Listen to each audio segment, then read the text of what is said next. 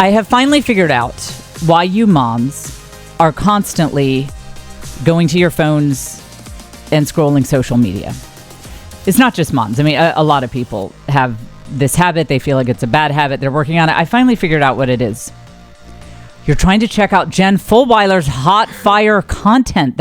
You're like, I can't stay away. Okay, but but other than that, something finally clicked for me that 20 years of parenting, and probably I think 12 of them being a full-time stay-at-home mom, having 6 babies in 8 years, all of that.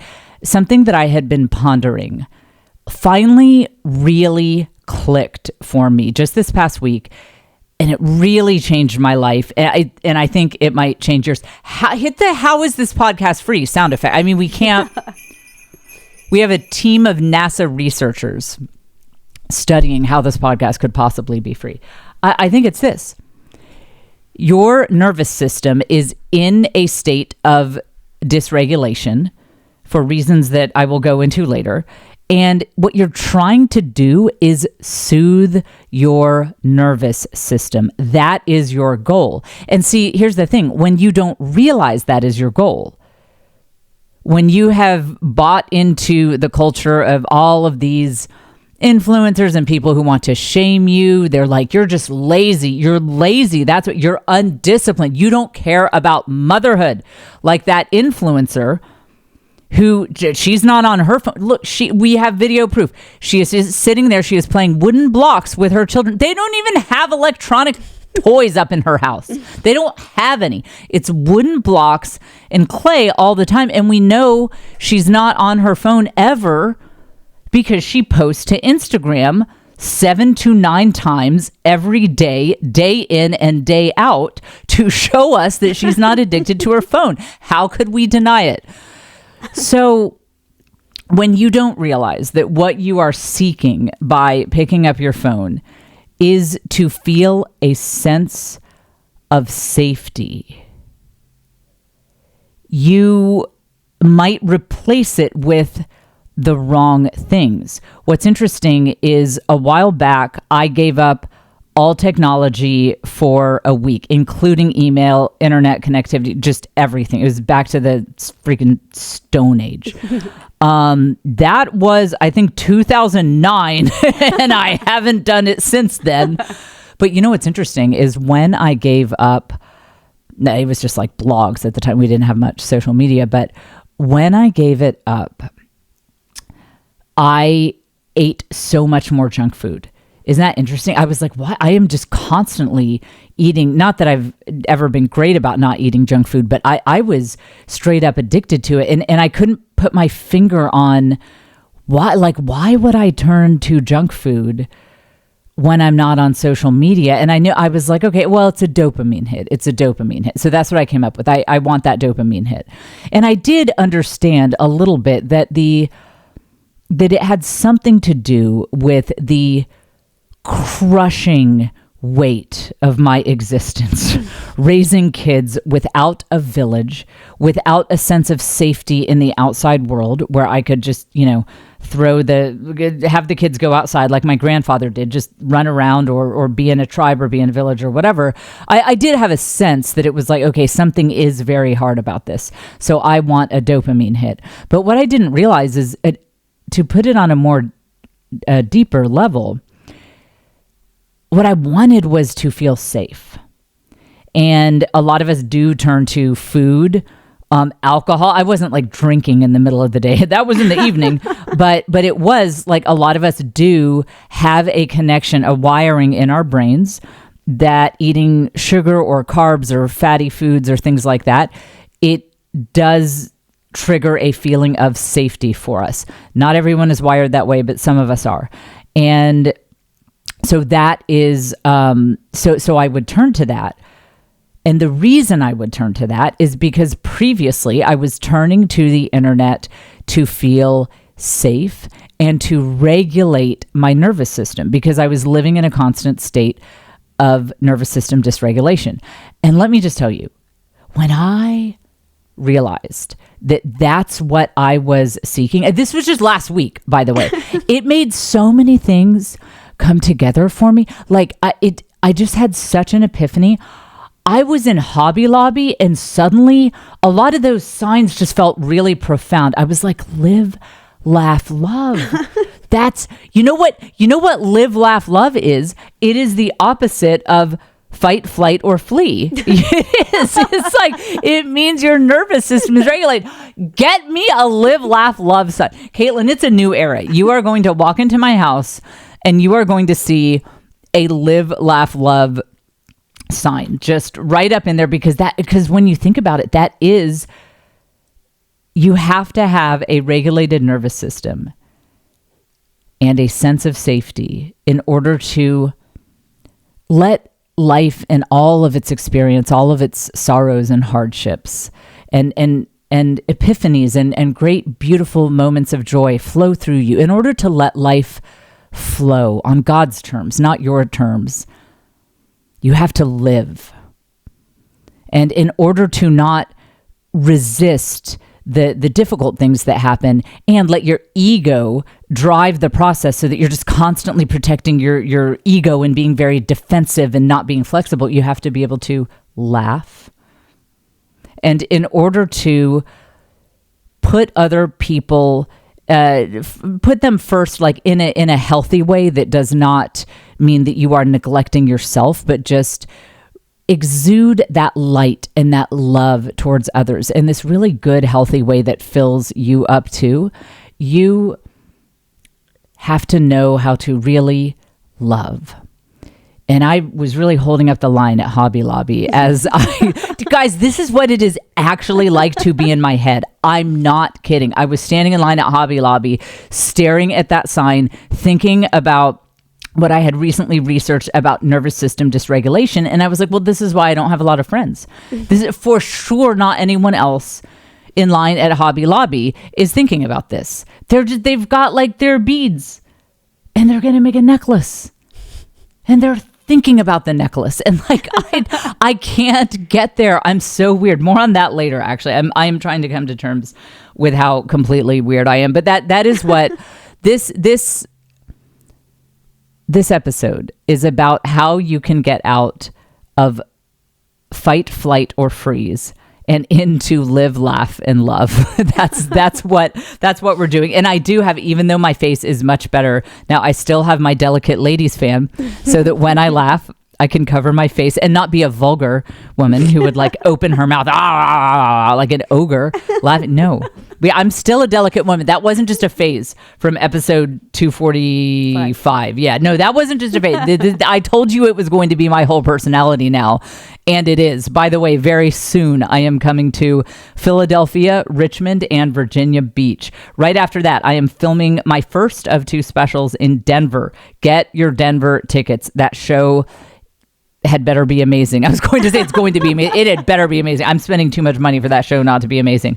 Plano, Texas, Tyler, Texas, Columbus, Ohio. And then it is confirmed we are filming in New York City. It's a very cute theater on the Upper West Side. It has a speakeasy vibe. It is Saturday, May 10th. I made sure to get a Saturday date because I know it's hard for you guys in that area to get into the city on weekdays. So May 10th, New York City, I am filming my second comedy special there. I'm trying not to die of stress about that whole thing. It should be fun. I think that special will be good. It's just that the venue is small. I'm like, where are we going to put the cameras? I'm really just letting God figure that one out. Okay, so I set up the main topic for those of you who are new listeners, and we do have a few over here.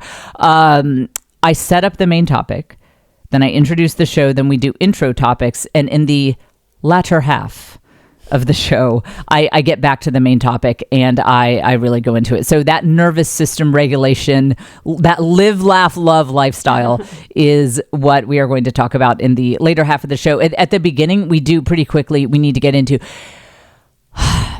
you guys need to prevent me from stalking Bristol Palin. I think I'm going to probably end up with a restraining order. I don't need more of those. I need you guys to help me. So we'll talk about that. We'll talk about, I need an assistant for my Denver show. Does anyone want to help me out in Denver? We'll go into that. This is the Jen Fulwiler Show. This podcast is available on video on YouTube or also on all the audio platforms, Apple Podcasts, Spotify, just wherever you like to watch or listen to podcasts. It's everywhere. We are coming to you from Austin, Texas. We publish new episodes every single Wednesday morning, and this is the podcast where you learn the art of the village hustle. That's being a hot girl boss or hot boy boss who knows that love and family and community are the foundations of all true success. I also kind of help you step into your villain era where you're just like unapologetically yourself and you are okay with other people deciding that you are the villain because you're living your best life. We do a lot of great content on Patreon. We do the live events where I melt down live and then all of those replays are available.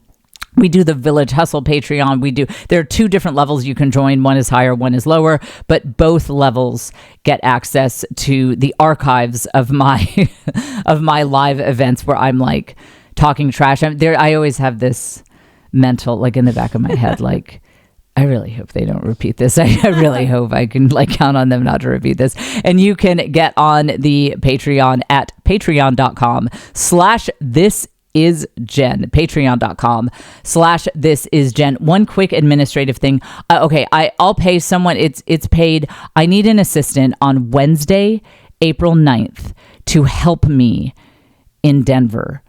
And I don't think Caitlin's available. Let's talk about that off the air. I might need an assistant, actually. Okay, well, but email Caitlin. But here's the thing I need from an assistant. I actually need one in New York, too. I need someone with a lot of attention to detail. If it frequently happens to you that 5 to 10 minutes have elapsed and you don't know where you are in space and time because you were having an internal soliloquy about some YouTube video and what you learned last night, and you're like, oh my gosh, here I am, like, oh, this is a Wendy's, then you're not the right candidate. I'd love to meet you. We would be friends. Not what I'm looking for. I need someone who has tremendous attention to detail. So if you are available from like noon until 11 p.m., like you wouldn't have to work the whole time, but you're just like you would be around to help me with things from noon to 11 p.m. in Denver on Wednesday, April 9th, because that's when I'm filming. Email Caitlin. That's Caitlin at thejfshow.com. That's KATLYN. Okay, I'm like, normally I type that. KATLYN at thejfshow.com. And just let us know. I mean, it'll probably be kind of a first come, first serve thing. But just all we need really is attention to detail. And can I just say, people misspell my name a lot. Yeah. And it's an opportunity for me to let it go and not care because I don't identify as someone who gets wound up about things like that. But I will say, if you spell Jen not like I spell Jen, it's the attention to detail thing. Yeah. It's like it's probably, I love you. You're great. Yeah, you're great. It's really not a big deal. But probably not the right fit because I really need someone who can like be my detail focused person in Denver. So spell Jen right or at least the way who am I to say that the way I spell Jen is the right way? Just because when you break up syllables, you always break it in between 2 consonants. And that is how I spell Jen, that you would break between the 2 consonants. Hey, who invented the English language and why do we listen to them? I like it. I like it when people think outside the box. So let's break the syllable in between the consonant and the vowel. I like it. Let's mix it up. I like it. It's great. I love it. I love it. You know what? I love it.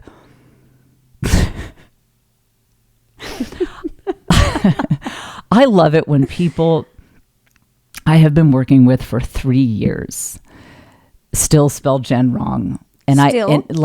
we email a few times a week, and I sign my name the way I spell it.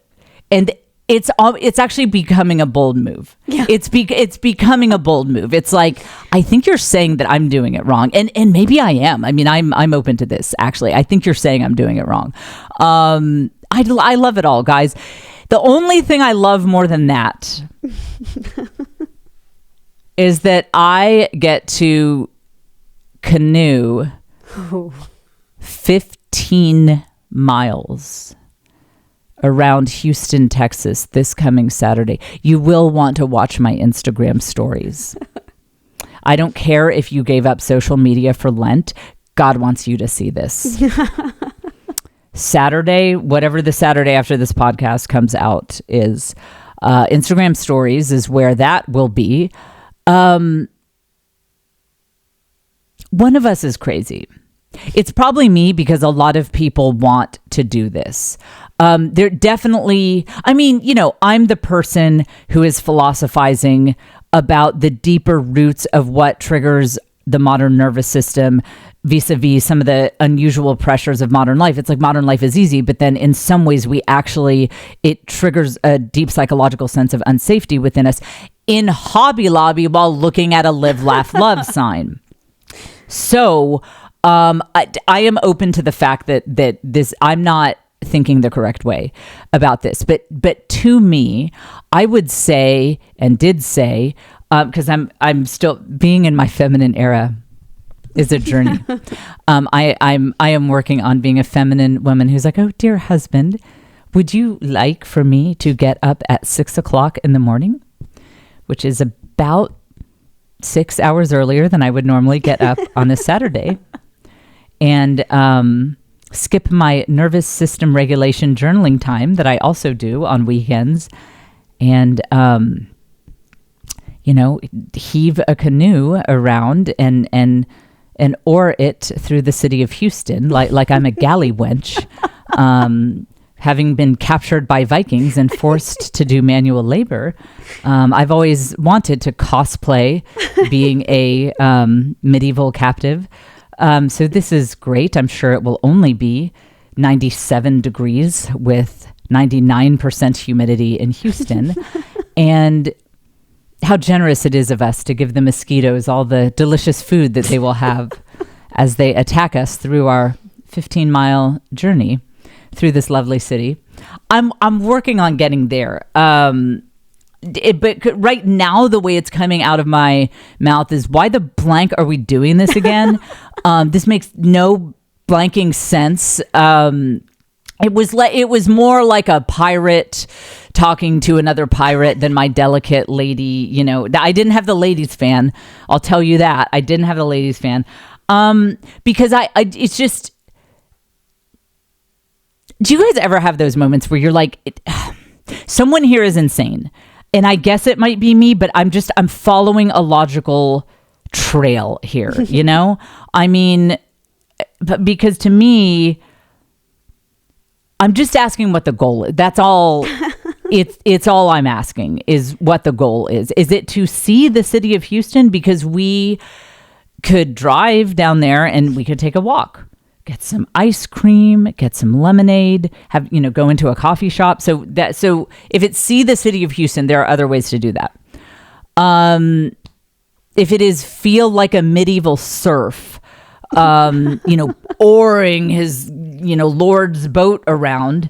I mean, we could read a book. Like, what was it like to be an indentured servant, a serf back and just out in the sun, like doing this really hard manual labor. Like, I feel like we could read a book about it if we're just curious about like, oh, what's that experience like?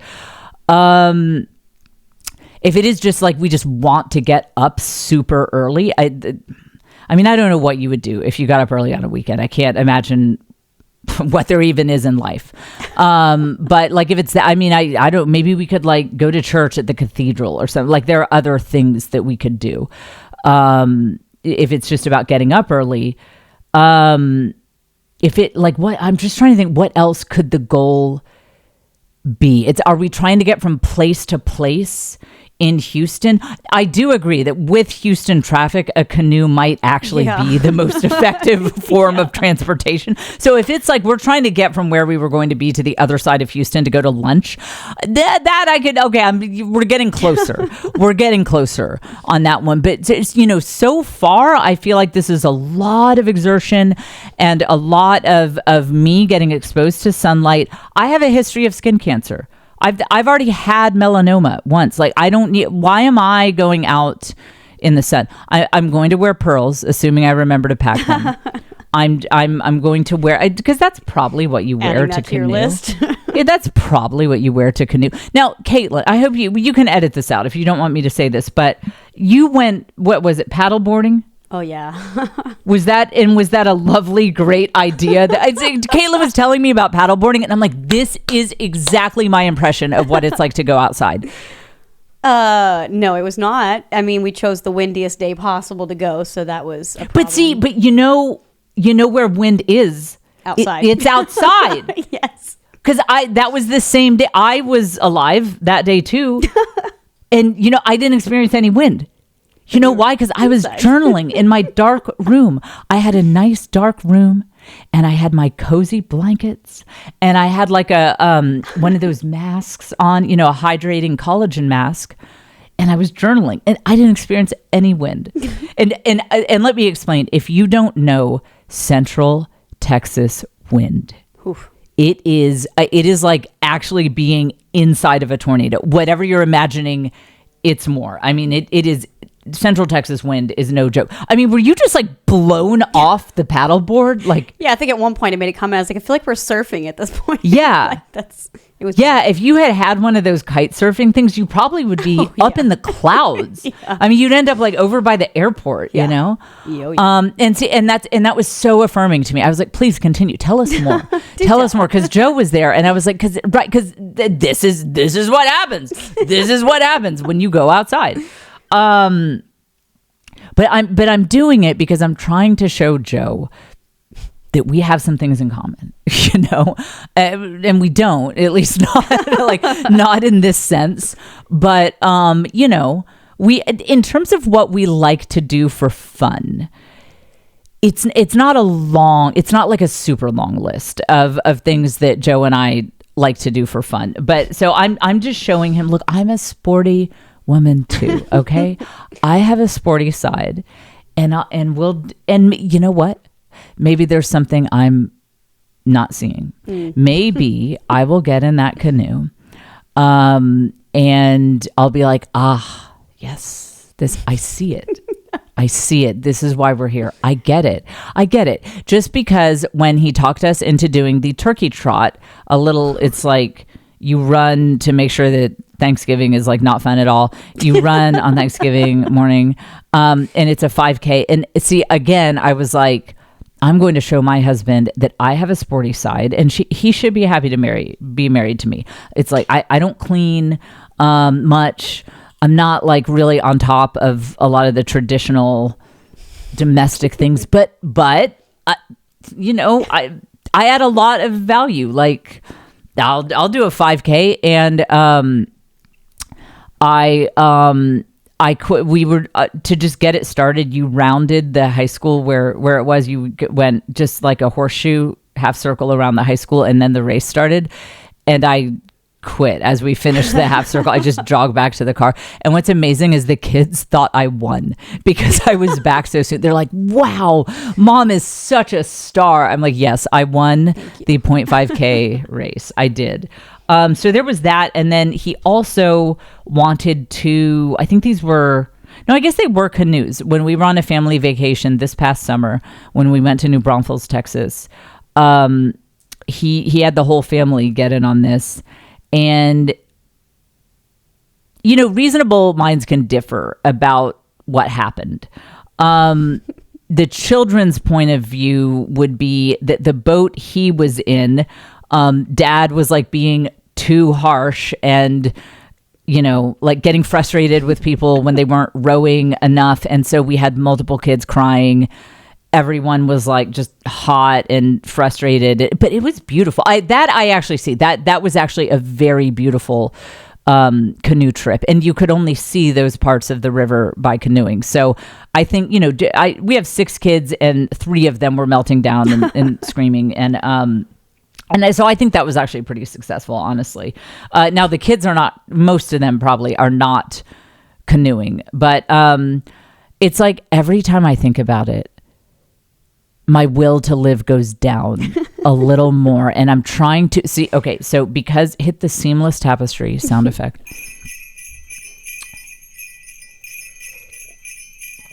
Because this podcast is a seamless tapestry where all of the subjects are interwoven with one another.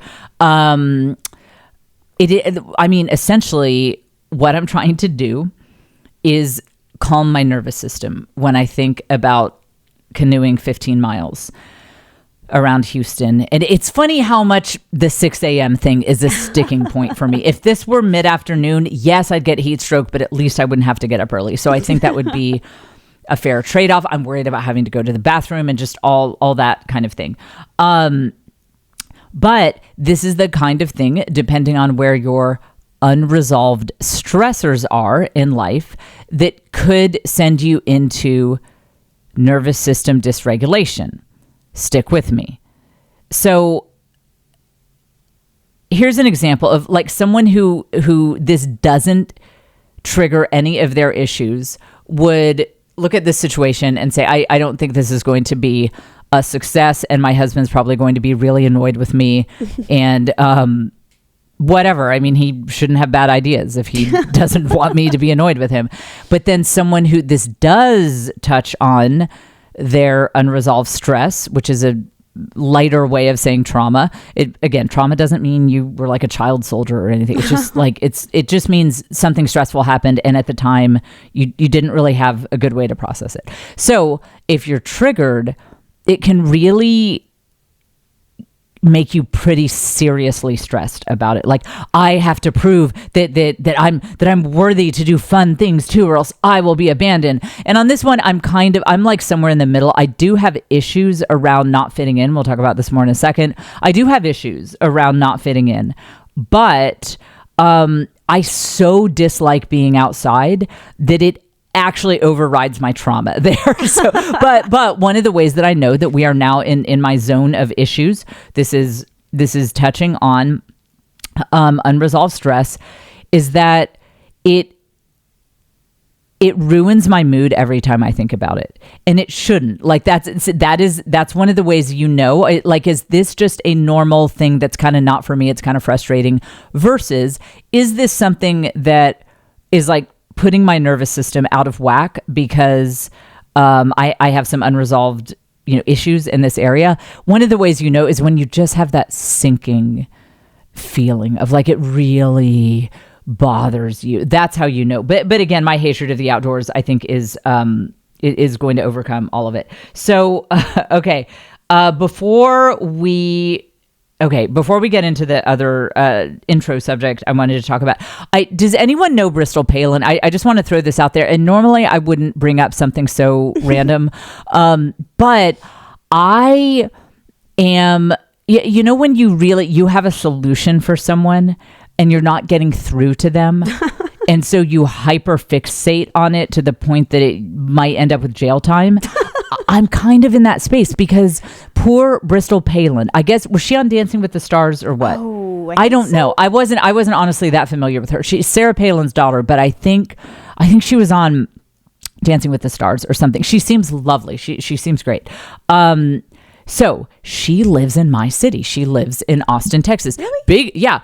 Oh, and big difference from Alaska. Aren't they from Alaska? Yeah. Or was her mom like just governor? Like they're not from there. That's a good question. And they're like, that would be fun. I'd like to, I took an Alaskan cruise and I decided to be governor. I think they're from there though. I think so. Okay, so she lives in Austin now. So how she hasn't died of heat stroke, we don't know. But okay, so she has Bell's palsy. Oh. And as you guys know, I didn't have Bell's palsy because that would be random and not, having anything to do with my bad decisions. But my partial facial paralysis, which has led to my delicate ladies fan, it's basically the same as Bell's palsy in the sense that on half of my face, the nerves were paralyzed. And you don't understand how painful this is for me. And I know a lot of you guys, you have those nurturing, feminine, problem-solving side of yourself. So I think you'll really relate to me on this.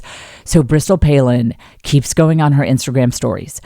And she's like, I'm so upset. She's on the brink of tears. She's like, my face isn't moving. Nothing is changing. I've tried everything. And I'm like, but I don't think she has, because she hasn't seen my face personal trainer. And look, look this up on YouTube, jfonyoutube.com. This is episode 246. And you'll see the little podcast tab. You can look it up, episode 246. Okay, look.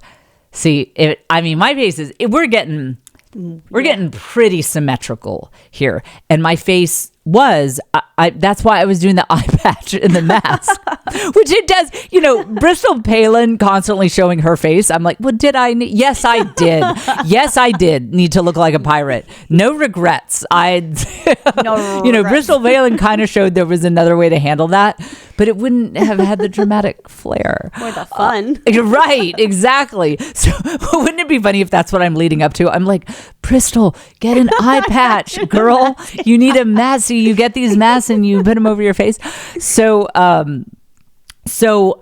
DM'd her and I was like, hey, I have a face personal trainer. Her name, I'm going to put it out there in case any of you guys know her. Her name, her name is Dr. Chara, Chara, Dr. Chara Marie Booker. Her company is called Physical, but with an F. The FY, actually the spelling is wild. FYZICAL. And here's the perfect thing. She's in the Austin area. She's right by Bristol Palin.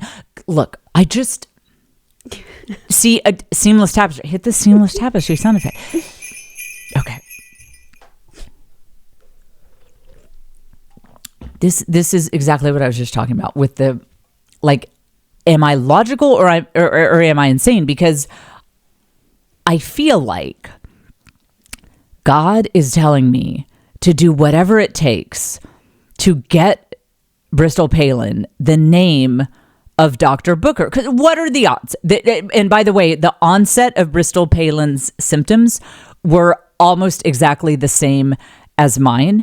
And we both live in Austin, Texas. I know a gal. I also tried everything. When I say I tried everything, you guys know I went in the terror tube. Mm-hmm. I locked myself in the Ocean Gate submarine. It's called hyperbaric therapy. I did that. I did red light therapy. I did castor oil packs. You name it, I did it. And then I started seeing Dr. Booker, and my face got like drastically better after she gave me this whole list of exercises. It takes like 45 minutes, but you know me. I mean, my vanity is like rocket fuel. I mean, I would canoe around Houston like 4 times if it would like somehow help me look better. I mean, my vanity has no end. It is like rocket fuel. So I faithfully did the exercise. I had atomic habits with these face exercises. And after the first night, I didn't even tell anyone I had started doing it. And my daughters and my husband were like, "Oh, wait, your face looks better." So I think God's telling me to go to her house, right? Because I DM'd her on Instagram and she didn't see it because she doesn't follow me and she doesn't know who I am. I'm just a rando. But so Instagram is not working. And I got this message from Instagram, like, you can't keep DMing someone who doesn't follow you and is not replying. So really? yeah. Well, it has like a little thing on it. It's like you can only send one message and I'm like, wow, that is just not the kind of confidence that I'm looking for here, Instagram. So then I'm like, the thought came to mind. I was like, I know where she works. She has it in her bio. I'm like, but what if I just showed up? Okay, just to make it not weird. What if I showed up where she worked? This is public. I didn't even have to. It's in her bio. What if I just showed up and I was like, hey guys, I just stopped to ask for directions. Because per last episode, I just have a lot of nostalgia for the 90s. So I deleted Google Maps off my phone. And now I have to stop and ask people how to get anywhere. And yeah, so how do you get to like downtown Austin. Guys, by the way, I just had my facial paralysis reversed, and I don't know why I'm telling you guys that. I'm just here at Bristol Palin's office saying that. I just think it could really help her. And what are the odds that we experience this at the same time? It is presenting exactly the same way. And I have an Austin-based doctor who I think can really help her. So is it, you know what? Caitlin's youngest, I won't say her name on the air. I'm going to call you Sally. Doesn't it make, if I can help someone, shouldn't I try to help someone? Sally? Okay, we have a very, well, remember we told her to not talk, so she is really following the rules. This is a very culture of life episode today. We told the kids they could come in and out, so you might hear a little bit of kid noise in the background, but Sally agrees. Sally agrees. So if anyone knows Bristol Palin, you don't even have to bring my name into it. That would be weird if she actually saw this segment of the podcast. You can just tell her. You can be like, I can't tell you how I know this, but Dr. Shara Booker at Physical, Fyzical. She does whole body treatment of people with Parkinson's, paralysis that's in other parts of the body. She's really good. So that is my little shout out to Dr. Booker. She might work with people remotely. If your face is all jacked up and you live in Wisconsin, that I don't know, give it a shot. See if they'll book an appointment with you. Okay. Where are we on time? What does that say? 36? Yes. I was almost hoping I'd run out of time for this. I wasn't okay. I debated on whether or not I should say this, but I'll go ahead and go into this. I think Sally would want me to do it. Are we doing a good job? Okay, good. You're being nice and quiet. That's awesome, because we can't have any chaos on this podcast. This is like the wisdom, Sally, the wisdom that pours forth through my mouth. If you were to make any noise, it would, because these people are taking notes. I mean, this is really good stuff that you have on this podcast.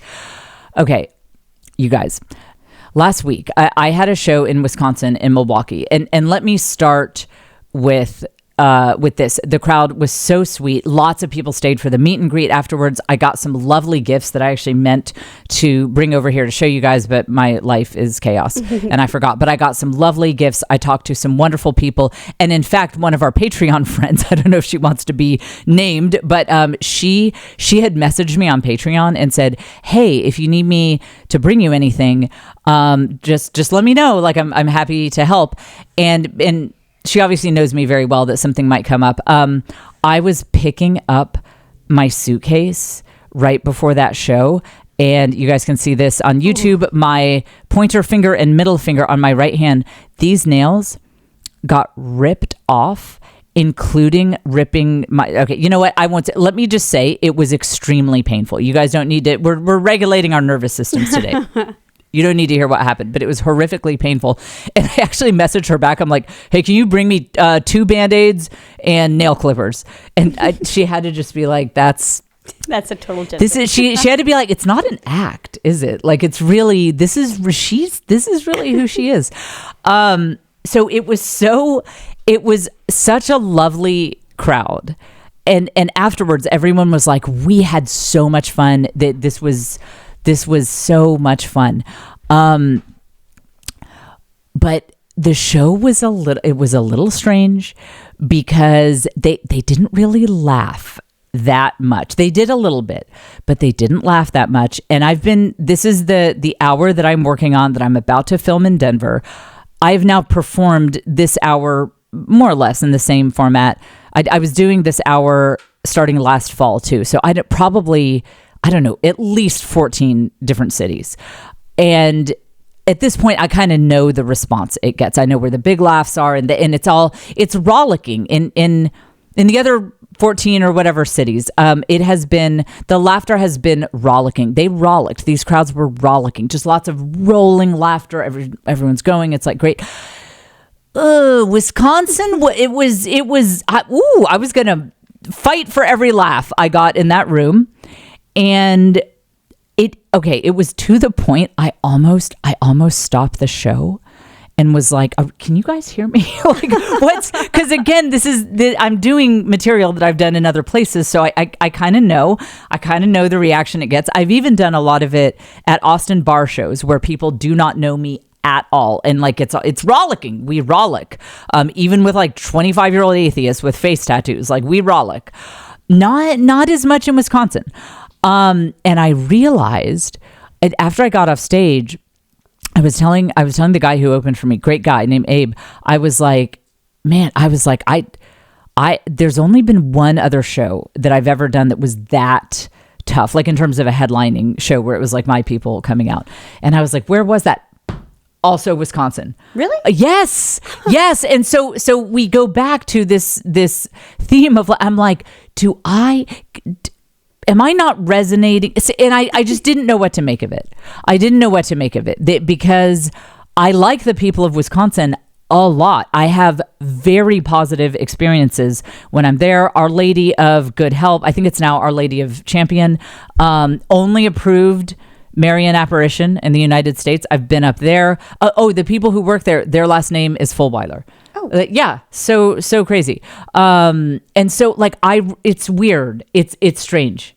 It's strange. There have been a couple cities that were a little tough for me. Not tough like I almost stopped the show to ask if my microphone was on, but it was a little tough. But it was also like, I get it. These people and I are living different lives. I mean, I have often said, if in your city, Pitbull could reasonably film a music video there, that's probably not going to be like as much my city. Like we're probably not selling it out, and it'll just be a different vibe. So there have been a couple cities that it was like, okay, these people all just got back from kite surfing at the beach. Like we're, we are on a different wavelength, but it's fun. It's good. Everybody laughs. It's good. It's just, it is not that mind meld experience of like, we get each other so deeply that I often have in other places. So it was definitely it made me spiral into, see, this was a trigger, going back to nervous system and triggers, because I have issues on the subject of, like not fitting in. People don't get me. I am misunderstood. My brain wants to tell that story because of my background, because that is something that would be normal for me to like feel rejected, to feel like people don't get me and I'm not fitting in. So my brain wanted to tell that story. And that is an example of how important it is to know the kind of things that, I mean, again, to use an overplayed word, quote unquote, trigger you. It was very good as I sat in my Milwaukee hotel room and cried. No, I'm kidding. I didn't cry because everyone stayed afterwards and they were like, we had an amazing time. And I'm like, did you? Are you sure? Like, really? Like, okay, well, I'm glad to hear that. No, I wasn't crying, but I was spiraling. And it is good to know when you're in your zone of issues. This has like impacted something within me that is not fully healed, and you've got to stop the storytelling. You have to stop the storytelling, because that's a big thing that is going to happen when your zone of issues are touched on. Again, you're quote unquote triggered because this is going into some unresolved stress. Something stressful happened to you in the past. You didn't have the resources to process and unpack and kind of put away all that at the time. And one of the things that will happen is that old narrative that got stuck somewhere within you is going to start running. I mean, it'll just a whole tape recorder in your head of like, yep, see, no, you don't, nobody gets you. Nobody gets you. Nobody understands you. You're too crazy. It's not like you don't have any reason to think that you're crazy and people wouldn't get you. And then it becomes a scavenger hunt to prove that it's true, because that relaxes your body if it at least knows what is true about the world and what's going to happen, it's actually self-soothing to be like, yep, everybody hates you. It's, yeah, I mean, they all hate you, all of them. Because that's actually kind of soothing, because you're like, yeah, I knew it. And at least it is predictable, and at least it is familiar. And I'm sorry, I didn't mean to say like, so Milwaukee taught me how to get over severe trauma. Again, the people could not have been kinder. So generous, so sweet, brought me gifts. It was just the laughs were very different. And another time I have performed in Wisconsin, the laughs were they were just different. It was a different feel. It was a different feel to the room. And actually, leave a comment on YouTube if there's anything with Wisconsin culture, that enlighten me. What people settled Wisconsin? Who are you guys descended from, and what is your culture, and how can I better understand it? Because I was just in Detroit, that right across the pond, that body of water that I absolutely know what it is. I'm not going to name it, because then that would be just make it too obvious to you guys. But the big body of water that's right there, I was just across it in Detroit. Screamingly good time. Same set, screaming, applause breaks, everyone having such a good time. And it's like I went into another dimension in Wisconsin. And it was a nice full room too, great turnout. So all that is to say, watch the narratives that start playing out when you feel that unprocessed stressors are coming up, you're more stressed out about this than you should be. You feel like that fight, freeze response is getting ginned up, and you just feel more out of sorts about this than you should. The condemning messages are starting of, yep, this is how it always goes for you. I mean, this is how it is. Just stop. And you need to do things to get yourself out of fight or flight, and to stop the scavenger hunt of finding every single incident that would confirm this trigger response. Meaning when I was in that hotel room after the Milwaukee show, I was I was going back to 3 years ago at the grocery store. I said something and it was weird. Yep. No, I can't make myself understood to be words come out of my mouth and nobody understands them, because I am misunderstood and I can never fit in with anyone. And what's wild is that was part of a 3-day run. Buffalo, killer. Buffalo is incredible, and so is Milwaukee. I'm not saying Milwaukee's not incredible, but they laughed it was rollicking. Buffalo rollicking with Tuesday night 8 p.m. show, wild crowd, so fun. Then I go to Detroit, rollicking, big full room, everyone having a blast. And then Milwaukee, big full room, everyone having a blast, just expressing it differently than I expected. And suddenly I throw out all the data of what a good time everyone had at the other shows. All that data is gone. And it's yep. Yeah. 3 years ago, I said something weird at the grocery store. And I mean, it's why would I ever think I can fit in with anyone? And it sent me into this whole spiral. So do laugh loudly if you are coming to, if you're having a good time. If you could express it with your vocal cords laughing, it would be amazing. In Philadelphia, Richmond, Virginia Beach, Denver, Plano, Tyler, Columbus, and New York. I mean, if you're having a great time, you could laugh. That is something you could do. It is something you could do while I'm on stage that would make me not want to unalive myself while I am talking to a very silent room. Okay. It is, I'll do another show in Wisconsin, and we'll give it a second shot. Maybe if I go to Madison, I should book a show in Madison. It's a college town, we'll just, and I mean, I don't know, whatever. Okay. I'm going to move on. I'm going to move on from that subject. But the overarching point really is that when you are frustrated or upset about something, it could be something small, like your kids didn't put away their shoes again after school, or something, massive, like earth shattering, like this crowd really didn't laugh that much and it made for a very long 50 minutes on the stage. Just take a second to check in with yourself and say, okay, is this just kind of a normal level of frustration? Like, darn it, this stupid thing happened again. Or do I feel really pretty out of sorts about this? Like, do I feel the opposite of live, laugh, love? Am I not living and laughing and loving right now? Like, is this bothering me probably more than it should? And if so, that you need to just forget what happened. And first, before you evaluate any further, just stop thinking about whatever triggered that. And you need to go into nervous system regulation, which just smooth like butter brings us into the main topic. Now we're in the main topic sound effect.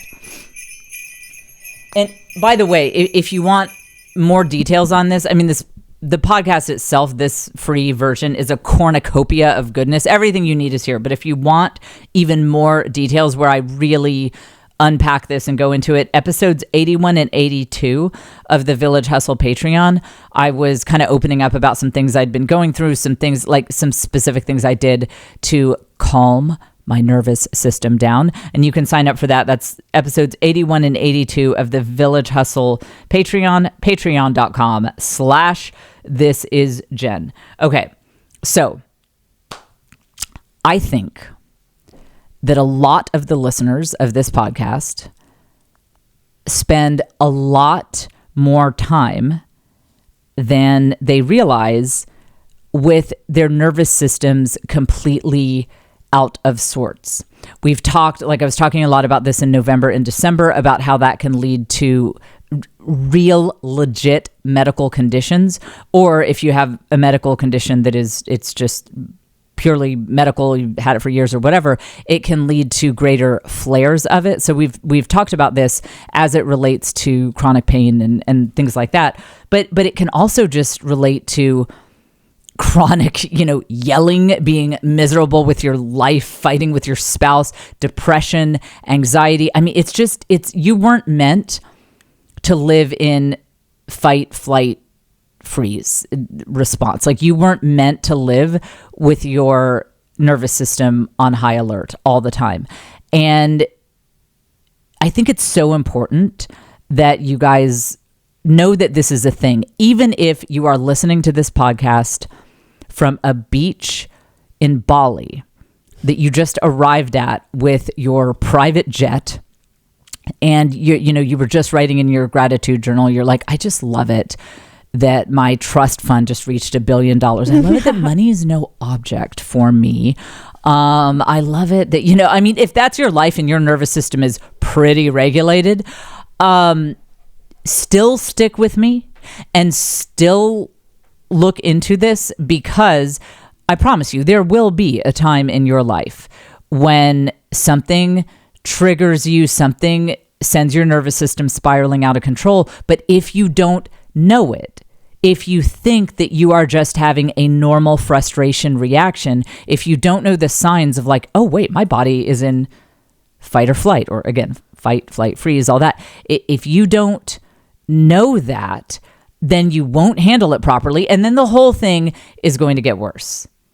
For example, a lot of you guys beat yourselves up about the fact that you turn to your phones too often. You're pulling up social media too often. And I don't disagree that can be a problem. Of course, if you're staring at your phone all day, yes, okay, that's a problem. But I think you guys don't realize the real mechanism behind it. And so you're treating the problem the wrong way. And then it gets worse and worse and worse, because you guys are saying, oh, I'm so lazy, I'm so undisciplined. And if that is the method that you are using to resolve this problem, is, you know what I need to do? I need to beat myself up more. I need to tell myself more that I am lazy, and I am not, dedicated enough to my family, and I'm not. Well, it's just going to get worse, because that's not the real problem. Like, I really believe that the reason moms are constantly pulling up their phones is because They're looking for the village they don't have. They are looking for human faces. Their cavewoman brains are like, why are we doing this alone? Why are we like, have we been abandoned by the tribe? Like, girl, what'd you say? Like, why are we alone? This is bad. This is bad. This is bad. You are not supposed to be a woman alone with little children, not having a community of other women to be all there up in your face, and to just have people around you who you can love and laugh with and share life with and judge and hate and hold grudges against. I mean, that's what a village looks like. It's positive and it's negative, but your primal brain is expecting to see human faces, and it flips out when it doesn't. And I think that's what you guys are looking for when you constantly pull up your phone and turn to social media. I think your amygdala is like, where are the chicks at? Where are the women at? Like not in a you know, like the way a man might say it, but like we should be doing this with a bunch of other ladies. Where are they? And that will put you in a low grade state of fight or flight. If you and it's so primal, and it's so ancient, and it's so deep.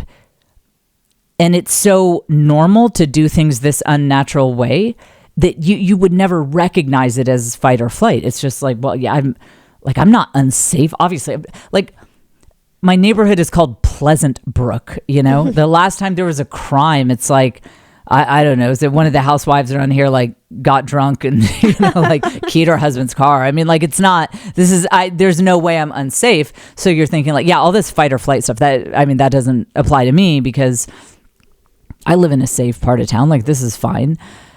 But what you don't realize is it's not always just about worrying that your house will get broken into in broad daylight that causes you to be in fight or flight. Just that the feelings that come with having to entertain little kids all day long, or if you're a working mom, just working all day, doing all this stuff, and then you get the kids home and then they're so tired and you're so tired, and now you're back on your own again. Even if you have your spouse to help, still your primal brain is like, where are your nieces? There should be like girls age 11 to 16 hanging out, helping with these babies. Where's the grandma? There should be some elderly aunties and grandmas here to hold that. Where did they all die? Like, has our village been attacked? Like, what is going on?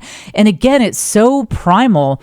I think you guys just don't even understand how much you live with this low grade sense of fight or flight. And then the second thing that can cause you to be in fight or flight. And this is where I believe that this is actually where a lot of the chronic pain, the more serious symptoms come in, is if some of the tasks related to parenting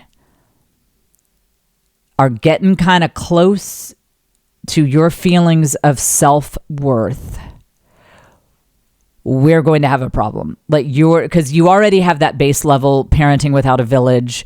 You don't have that information flow of going down to the water well with the other women in your tribe. And so you can be like, hey, listen, let me take you aside. My 5-year-old is acting pretty weird. Have you ever heard of this? And just that, that information flow of face-to-face communication. So all of that will cause you kind of low-grade nervous system dysregulation. But when you have some unprocessed stress from your past, even if you had loving parents and a lovely childhood, just a few stressful things happened, some messages got maybe sent the wrong way, and you did not have the right setup to process that. Maybe you were temporarily a little isolated. You didn't have cousins or siblings who you were close to, who you could talk with, whatever. You just didn't have a way to process those normal life stressful moments. That is where some of the day-to-day issues of parenting can really trigger you because they are touching on your issues of self-worth. Now, for your amusement, I am going to give you an example of of how this can work with me. I have a new influencer I'm fixating on. It's called Manon's, Manon. Manon's, I don't know. I don't speak French. Manon's Little Kitchen. This woman is everything I'm not. I'm doing everything wrong in my whole life. This is like what Farrah Murphy is one, Ballerina Farm. I forget the others, but yeah, this is, do we have that video? Did I send it to you? I think we do, right? She's cooking. Did I not see okay. Already. Is it on the menu one? Huh? She's like a menu one, right? Menu. Yeah. I don't know about it says that. On the menu. Just play it. Okay. On the menu. Yeah, just play it. See what it is. I'm pretty sure it's her. Prep some food for the family. Oh, yeah. Bonjour, All right. I'm Manuela Gray, a French mum of 2 living in London. And today I'm spending an hour and a half in the kitchen. We'll roast an organic gammon ham, already, some I'm apples, triggered already. parsnips, Like, pepper. and these, I'm going to bring you into my inner dialogue. And some of you guys might say, well, that's crazy. Nobody should think that way. I promise you, most of you probably have this in some area. It might not be cooking for you. I don't know. Maybe it's cleaning. Maybe it's home organization. Maybe it's whether or not you can have deep conversations with your kid. You've got something like this, probably 90% of you, 99% of you. And I'm going to go through my own inner thoughts so that you can watch for this too, because this is what it sounds like when you are quote unquote triggered, when this is touching on some old ideas that are buried within you about self-worth and just what makes you a good mother and a good person. Already this has been kicked off because she's like, I'm spending 90 minutes in the kitchen. Everything she's about to do, it would be 3 hours of me destroying my kitchen, getting so overwhelmed and angry, and then walking out in disgust, and I've left this huge mess. I would clean it up later, but I would have to journal for like 2 hours before I could go back downstairs, and then it would be late, and I'm like clanging dishes at night. So already we have a problem. Just look at it. It's like she's a different species. Okay, go ahead.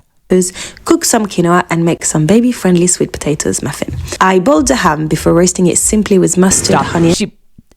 Who knew you could boil a ham? Not me. Did you? Well, she's like, I boiled a ham before roasting it. I just want to see. Well, I didn't know. How do you know? See, and this is, I think, another thing about like living in a country where like there aren't old roots. Like nobody has really been here more than 8 or 9 generations. So a lot of us Americans are really like, we just got cut off from like my Irish grandparents. I don't know any of their recipes. I mean, everyone just started fresh when they came to the United States. I bet that goes like 10 generations back. You take a ham hock, you put it in some water. I bet that was passed down matrilineally. I know big words. From woman to woman, from mother to mother, and now she knows, and I'm like, well, I don't know. I didn't know you could take pork and put it in water. I just didn't know, and already I'm feeling overwhelmed. So she's boiling it before she's roasting it, and then she just has a bunch of cut up vegetables that are on a tray.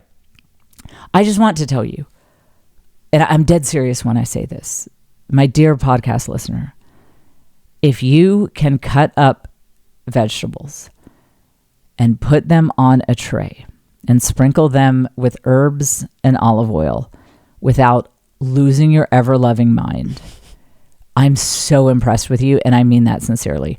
I can do it. I'm not saying I do have 2 hands, okay? I can do it. The level of red zone stress that it causes me to focus, to just have that focus, to not chop off my finger, have a little roasted finger as like part of the dish that I'm serving my family. The level of stress that it causes me cannot be overstated. And so when I watch her, she just cut these vegetables and she put them on a tray, and I'm like, I think I'm disabled. I think I'm actually, this is so much harder for me than it really should be. And so again, this is going into my feelings of self-worth. I'm like, I should be replaced by a chia pet. Like a chia pet would be a better mother than I am. I'm the worst. My children wish they had a mother like that. She has vegetables and she's going to roast them and like it's fine. And she's doing all of this in an hour and a half. Oh, and one of the things she's saying, this is, and again, you can look her up on Instagram. Well, actually, I don't think she is on Instagram. She's on Facebook, Manon's Little Kitchen. Is she's preparing a lot of this food to eat. Like she'll cook the ham once and then have it throughout the week, which is such an on top of life, such a chef thing to do. Oh, I'm just going to roast this. The reel I saw this morning, she was roasting a whole chicken and then carving it up, and she's going to serve that throughout the week. Listen, first of all, I don't know how to keep things. It would be, first of all, I'd forget about it. I mean, that would be one probably. It would just be a blob of mold in the, there's that chicken. And then second of all, I can't take that risk because I can't be sure that it's going to turn out well. And then now we don't have 3 days of meals because I was going to cook this one massive animal and now I messed it up and I feel terrible and now we don't have food for 3 days. So I couldn't do anything she's doing. Okay, go on. Fennel seeds. I'll keep some slices for the children and the rest for us for a couple of dinners. It cooks for 45 minutes with the veggies. It's super simple to make and you can then use it for sandwiches or to add to pies, and my children absolutely love it. Pause it. She adds it to pies, so she's making meat pies. Ew. The way my kids would never eat that. I mean, like not even close. They would never eat that. It's super simple. You add it to sandwiches. And this is another thing that triggers me because that should be easy. Oh, I have a hunk of meat. We should make sandwiches with it. But somehow it's like, I wouldn't cut it the right way. And there'd like be a bone in there that someone would choke on. It's not, she makes it look really easy. It's not as easy as it sounds. Okay, go ahead.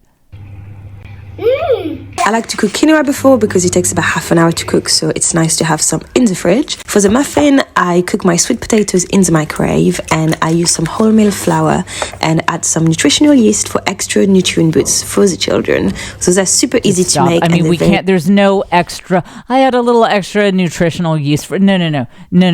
When I cook, we're surviving the recipe, okay? There's no extra, because if I am like, I'll just throw in a little extra. I'll throw in a little extra just for a little, extra nutrient. It would ruin the whole recipe. The meltdown that I would have about, like, I just spent all this time in the kitchen and then now I've ruined this meal. And I mean, I'd lose my mind. And I think she's making these muffins from memory.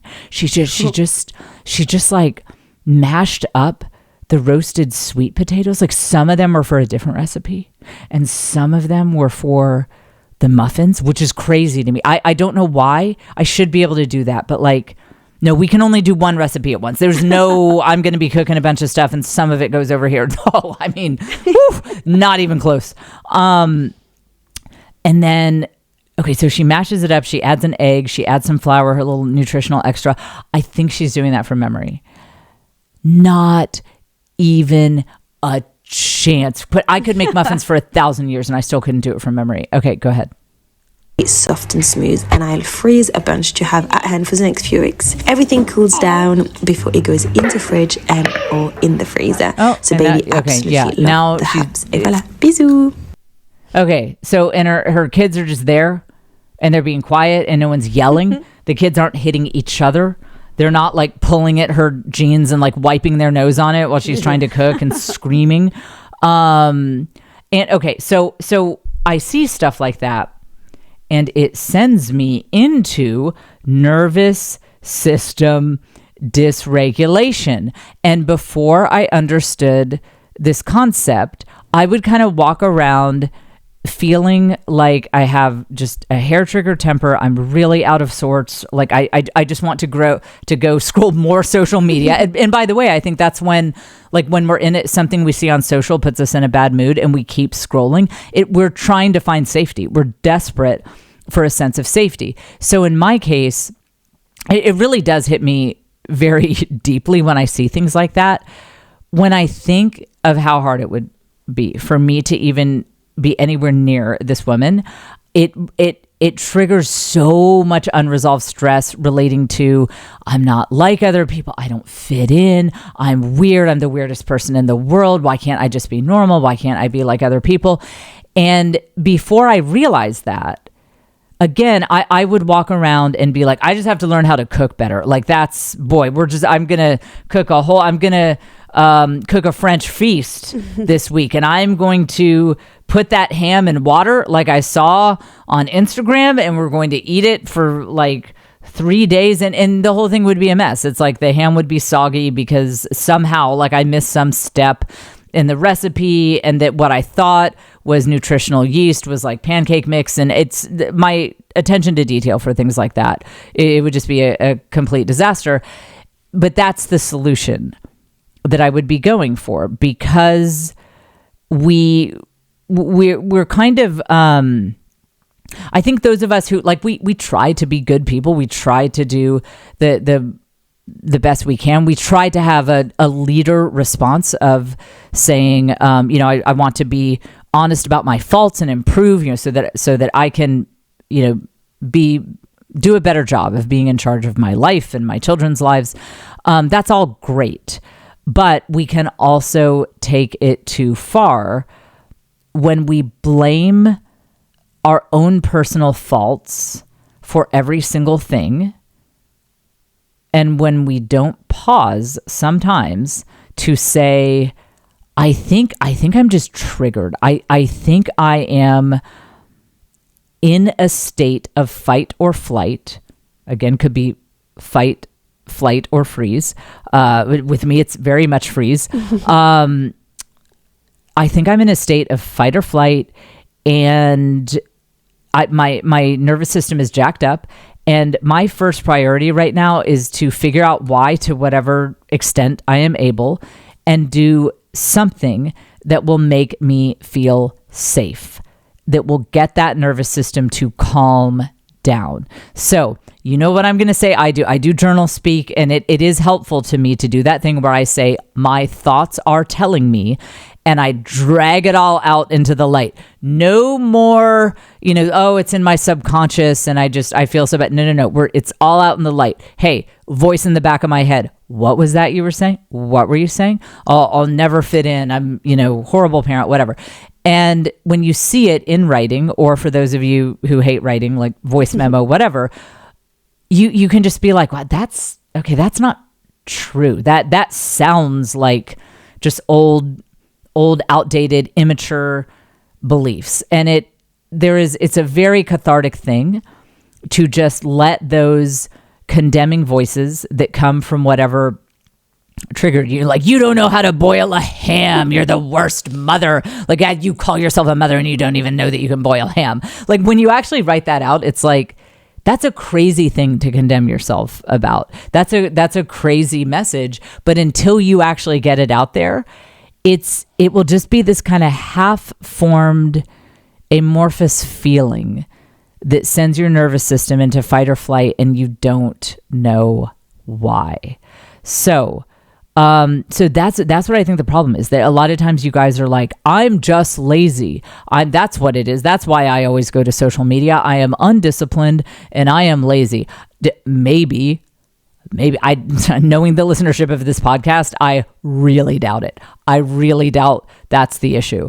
You know what? If I had the listenership of certain other podcasts, I'd be like, hey, you guys are probably just lazy. Honestly, Get a job, But you guys, I really doubt that's the issue. I really doubt that's why you're picking up your phone so much.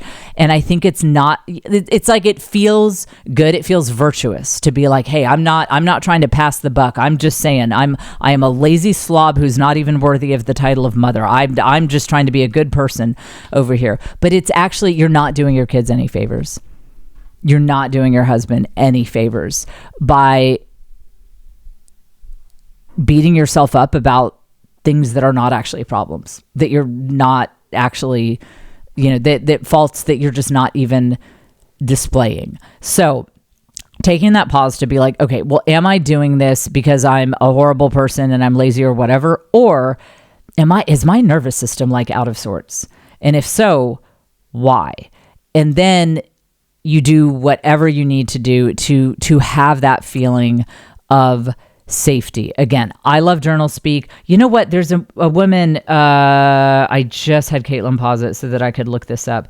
A woman on YouTube has a lot of interesting content about regulating your nervous system. And she doesn't do journal speak per se, but she just kind of educates you on like what it feels like if your nervous system is completely messed up because of some of these subconscious messages. Her name is Irene Lyon, Lyon, Irene Lyon on YouTube. I've just watched a couple of her videos, but they were really good. They were really, really good. And just that's one of the things that kind of tipped me over the edge to thinking, oh, okay, actually, I need to watch for this way more often. And she has some good ideas about how to get yourself into that feeling of safety. So for some of you, maybe it's, I mean, I do think everyone should try journal speak, but it could also just be having some time for yourself if you're more introverted, going out with your girlfriends if you're more extroverted. But again, the goal should be for anything you're thinking about doing to get yourself out of this fight or flight space.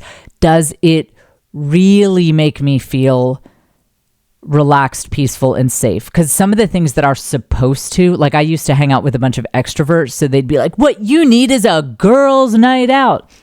And I would just about have a nervous breakdown every time because I'm so introverted. So make sure this actually is soothing to you.